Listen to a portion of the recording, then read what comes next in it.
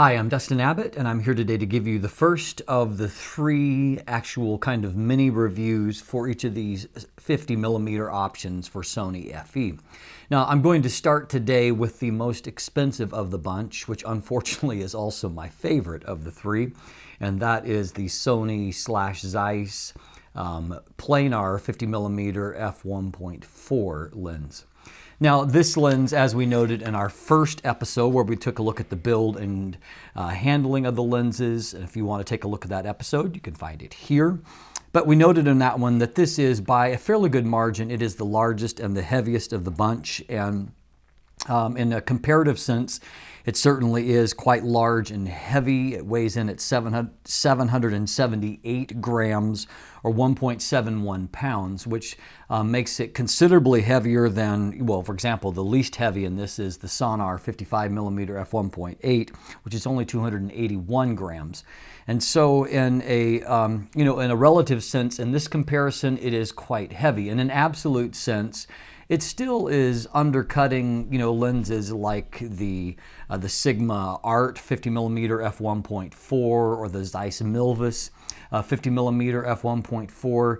It's undercutting those lenses by quite a good margin in terms of weight. And so in an absolute sense, this is not a huge lens, and it balances fine here on an A7R Mark III.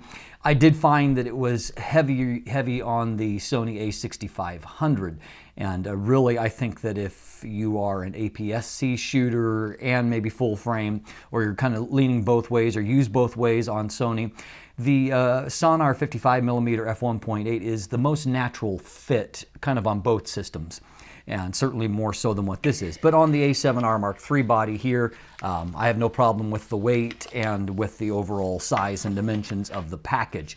No, it's not small compared to a comparative DSLR.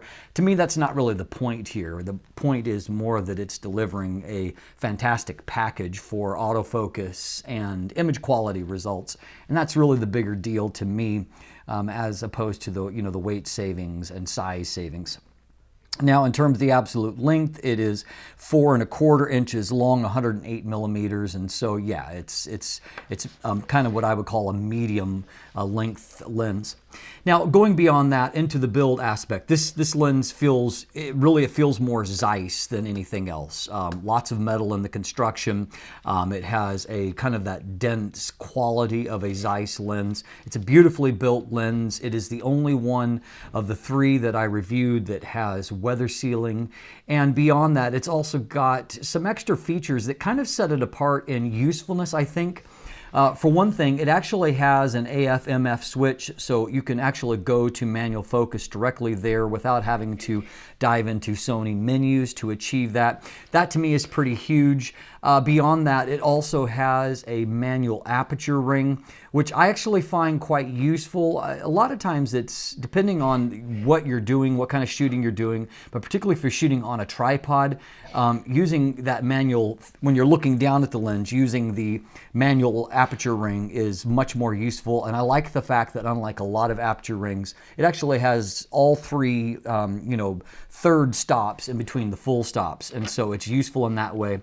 But then if you're a video shooter, it has an added kind of benefit here in that it's got a switch on the right side of the lens that allows you to declick the aperture, and it then just moves perfectly smoothly, and it will allow you to do very smooth aperture changes or aperture racking.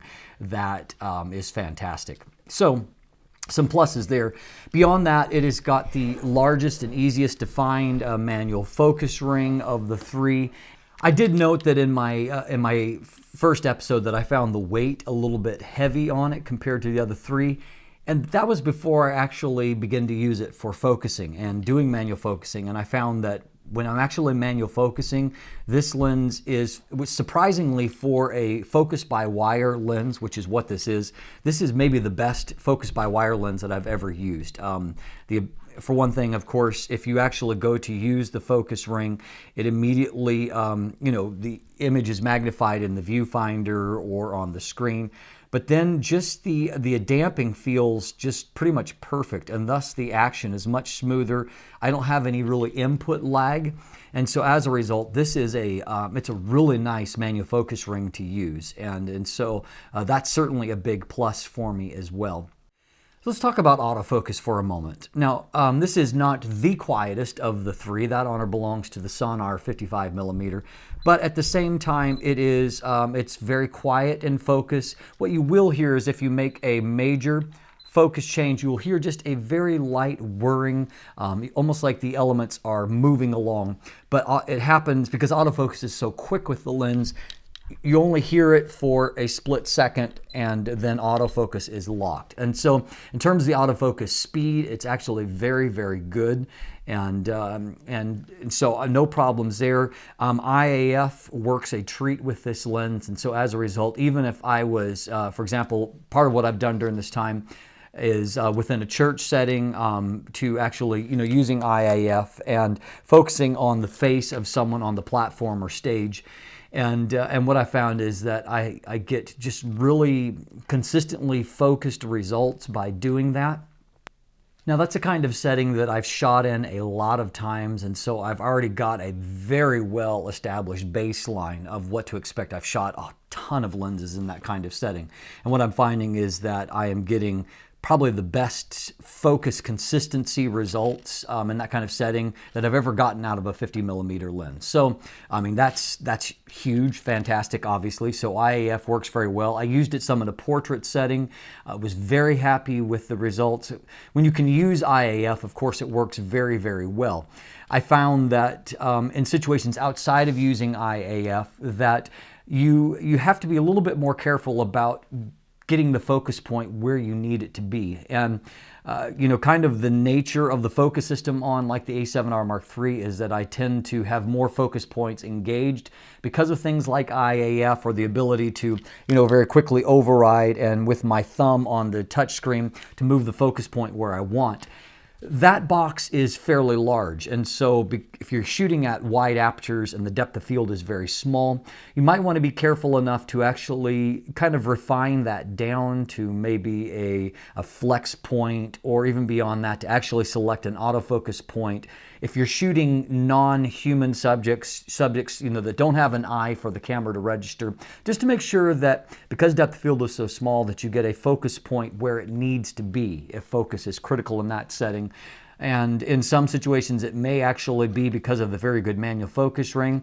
It may be just as easy, if not easier, to switch into manual focus and just refine that focus before the shot. Anyway, focus actually is very good, bottom line, but you also need to be aware of the focus system and how to get the best out of it with the lens.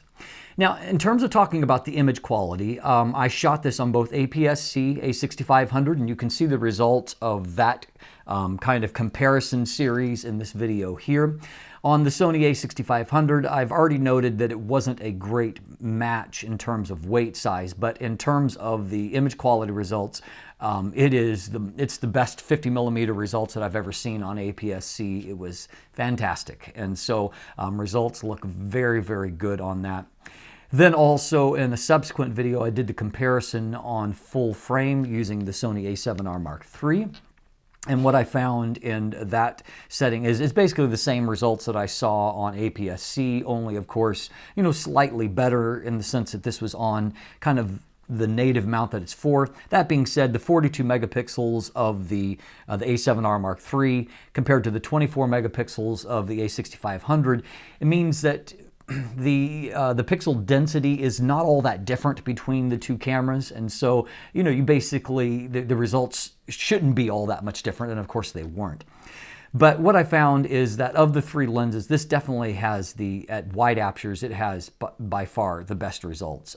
It has far lower chromatic aberrations it has better micro contrast. It's a little bit more actually like a Zeiss lens in that aspect, that it's got a micro contrast that is very similar to that of a lot of Zeiss lenses that I've used, which means that it resolves fine details, textures, leaves, pine needles, whatever the case of what I'm doing, skin.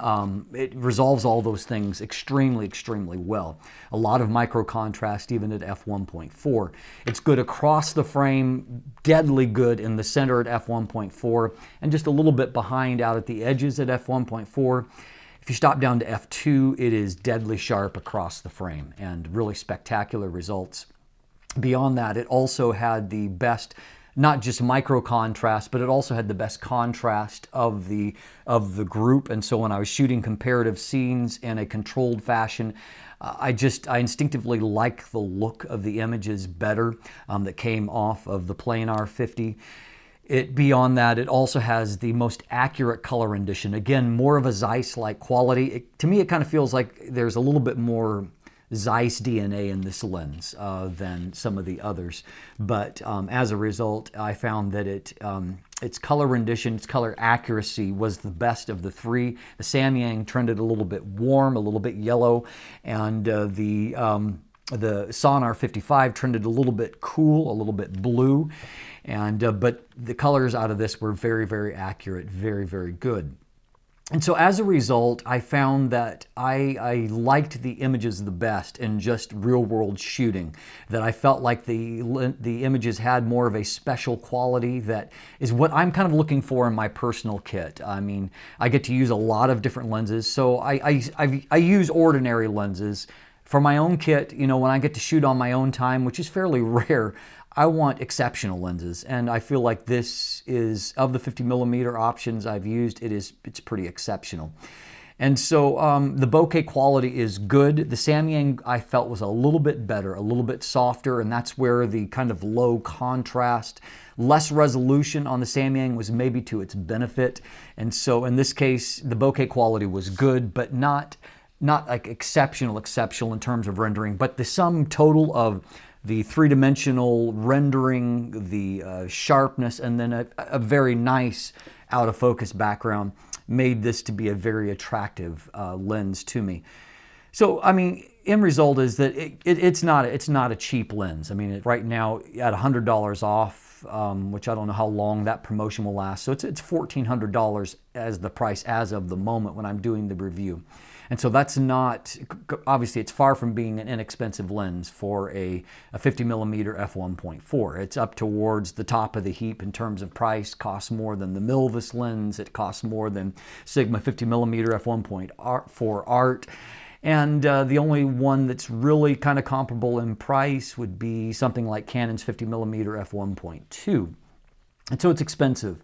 But at the same time, I think that it maybe is the most complete 50mm lens that I've ever used in terms of its build, its feature set, and then its just image quality in general, its usability.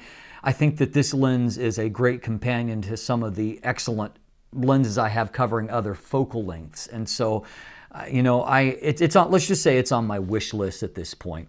And, you know, it's the 50mm lens that as of the moment I'm most interested in adding to my own personal kit. At this stage, my Sony kit's a little bit small, but it's a lens that I'm extremely interested in. I'm Dustin Abbott, and if you look in the description down below, you can find a link to my written review on the lens, also to image galleries that I've got, a lot of images there from it. And then also you can find linkage to follow me personally on social media, sign up for my newsletter, which I recommend that you do. And of course, if you haven't already, please click that subscribe button. Thanks for watching. Have a great day.